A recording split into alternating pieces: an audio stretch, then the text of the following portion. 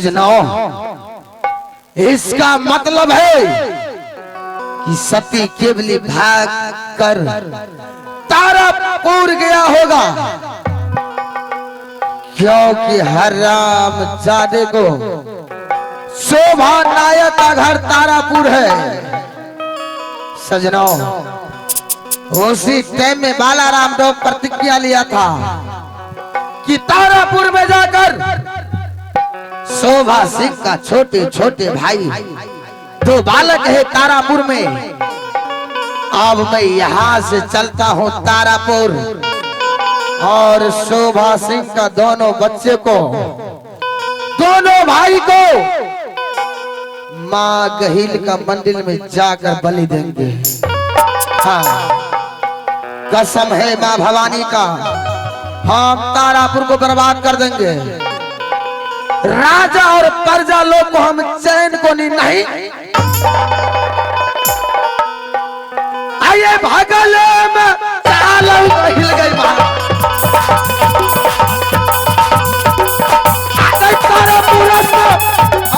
चल आ गई भागल है हिल गई तारापुर सहारा।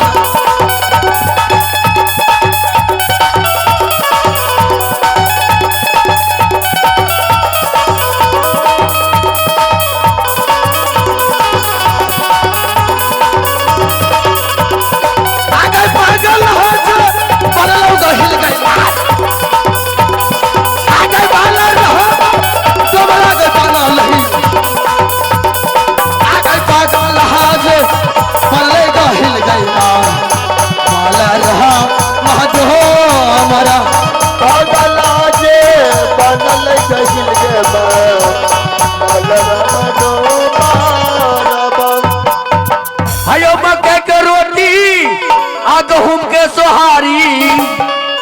मकई के रोटी आ तब गहूम के सोहारी, बर्बादी तरकारी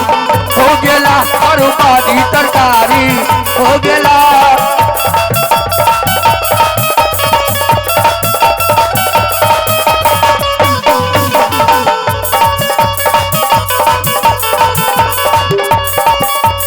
मकई के रोटी गहूम के सोहारी,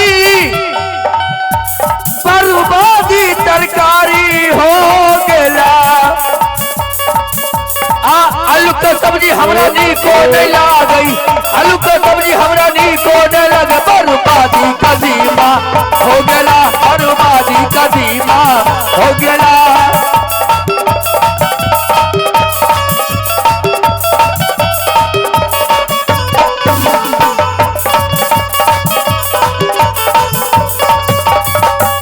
पहिल पहिल ससुराल हम गेलो, हयो सास ससुर से झगड़ा कर लिए। सरोज के बोली हमरा नी को नहीं लागई, सरोज के बोली हमरा नी को नहीं लगे, बर्बादी के साली हो गेला, बर्बादी के साली हो गेला, बर्बादी के साली हो गेला, बर्बादी के साली हो गेला, बर्बादी के साली हो गेला, बर्बादी के साली।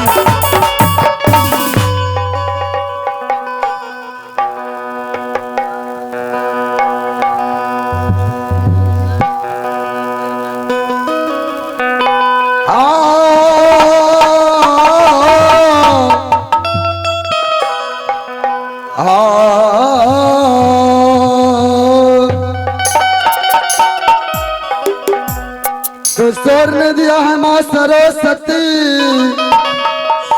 सतनाम साहब तो स्वर ने दिया है माँ सरस्वती। नहीं सुधार भी तू, प्रभु गुरु ने दिया है ज्ञान, आज मात पिता न जन्म दियो, सीता माता आज मात पिता न जन्म दियो, तो कर्म लिखा भगवान।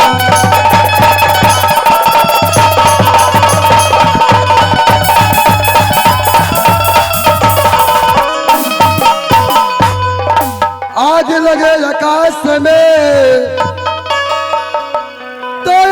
लगे आकाश में तो झर झर गिरा अंगार।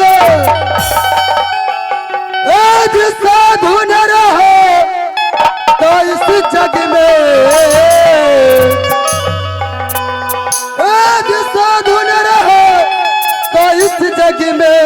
तो जल जाता संसार।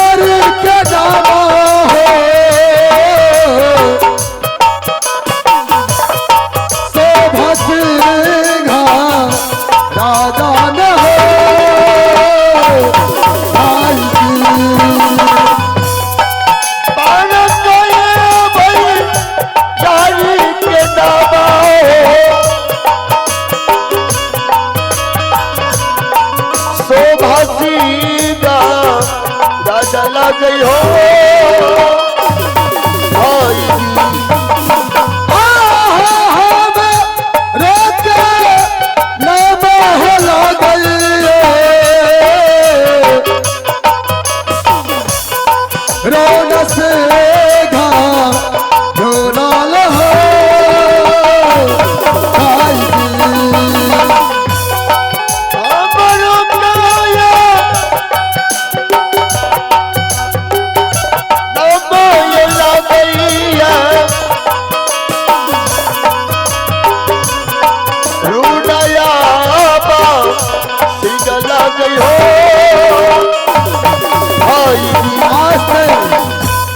मेरा ही घर पड़ता है तारापुर शहर।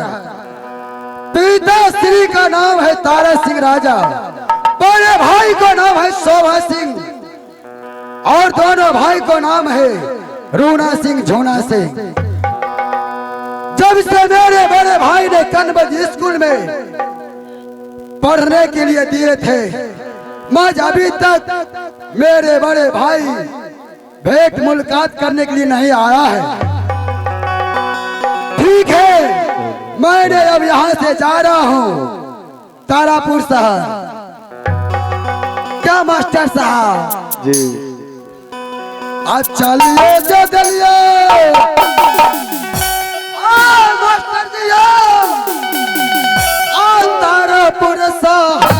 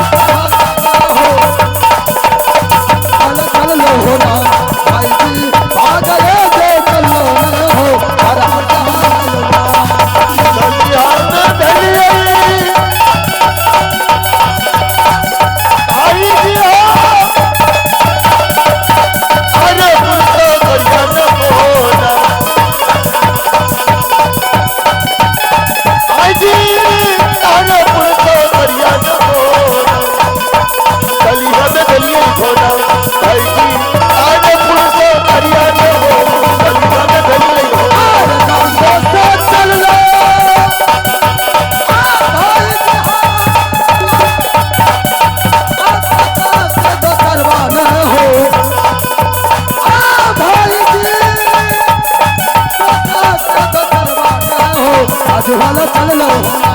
भाई जी डूबे के चले तारा पर सहारा लो ना चली हाथ भेलिए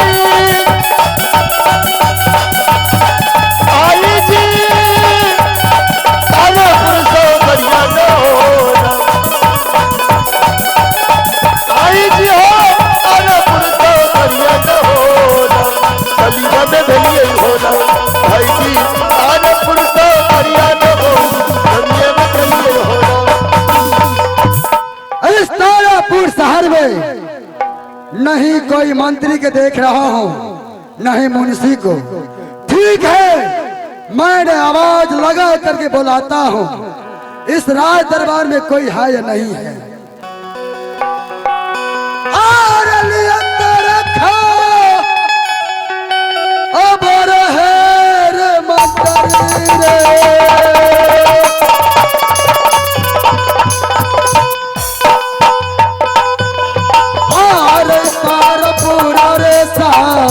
हर में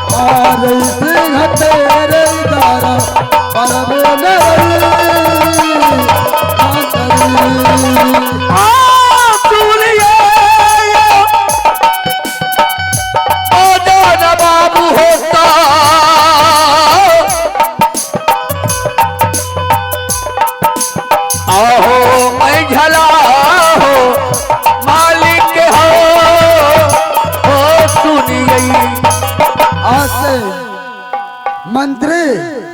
प्रणाम महाराज खुश रहो मंत्री ये बताओ ये तारापुर सारो क्या हाल समाचार ठीक है बहुत अच्छा है बहुत अच्छा है बड़े भाई को हाल समाचार बताओ वो भी अच्छे हैं छोटे भाई को हाल समाचार बताओ वो भी चिकन है सब ठीक है पूरा तलवा ठीक है मंत्री हाँ मैं एक बात कहने के लिए चाहता हूँ क्या बात जब से मेरे बड़े भाई कॉलेज स्कूल में पढ़ने के लिए दिए थे हाँ अभी तक मेरे बड़े भाई भेंट मुलाकात करने के लिए नहीं गया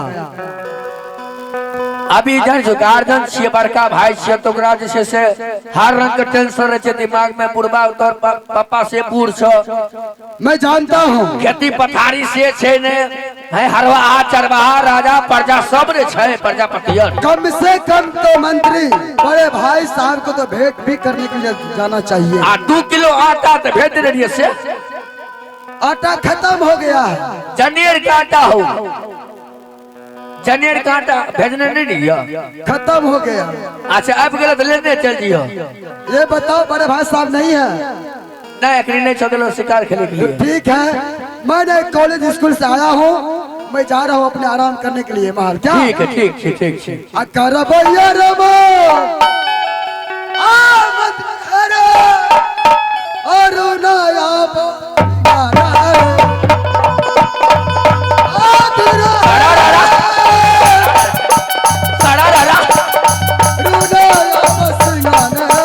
आज भला कर बेरा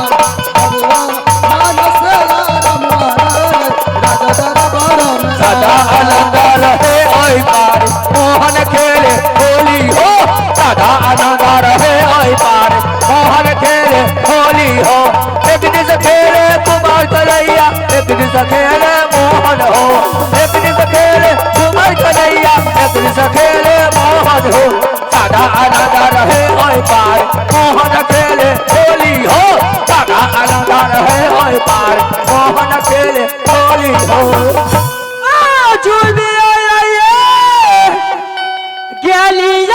गई थी ऐसा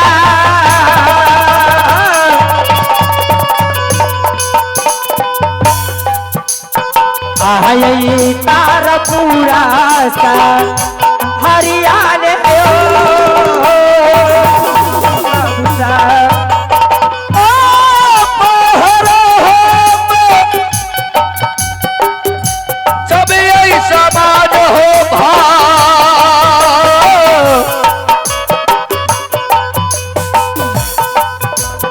हाँ